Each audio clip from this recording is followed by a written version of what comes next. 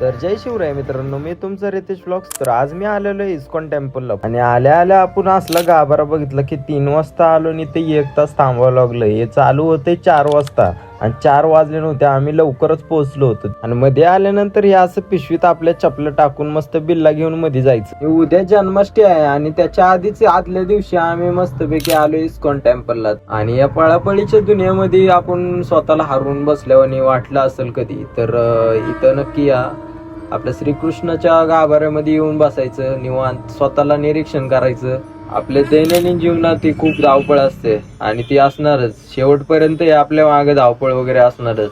कधी तर वेळ काढून स्वतःसाठी देवाची भक्ती करत थोडा वेळ बसायचं निवांतपैकी, स्वतःची फॅमिली घेऊन मस्त कुठेतरी आपल्या देवा धर्मासाठी कुठं जायचं फिरायला.